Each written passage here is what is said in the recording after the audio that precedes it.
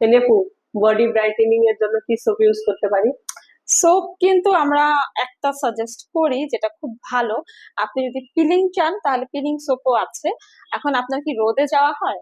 জি, রোদে তো যাওয়া হয়। ওকে, রোদে যাওয়া হলে যেটা হয় আমাদের স্কিনটা কিন্তু অনেক ট্যান হয়ে যায়, স্কিনটা বার্ন হয়। সো আমি সাজেস্ট করব পিলিং রুবো ম্যাচা পিলিং এই সোপটা।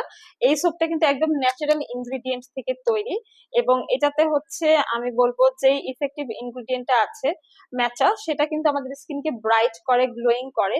এটা স্কিনের ডিসকালারেশন বা ডার্কনেস, ডালনেস, রাফনেস দূর করে, ব্লেমিশ, স্কার, স্ট্রেচ মার্ক, লাইনস, তারপর ইমপারফেকশনস এগুলো দূর করে। আর এটা আমি ব্যবহারের নিয়মটা আপনাকে বলে দিচ্ছি। নর্মালি আমরা শাওয়ারের সময় যেরকম সোপ ইউজ করি, এটা কিন্তু ফেসে দিবেন না, শুধু বডিতে দিবেন। আপনি হচ্ছে এটা বডিতে অ্যাপ্লাই করার পর 2 মিনিট রেখে দিবেন, দেন যখন আপনি হচ্ছে ওয়াশ করবেন হালকা একটু এরকম মাসাজ করবেন, দেখবেন মাইক্রো পিলিং হচ্ছে, তারপর রেগুলার পানি দিয়ে ওয়াশ করে ফেলবেন।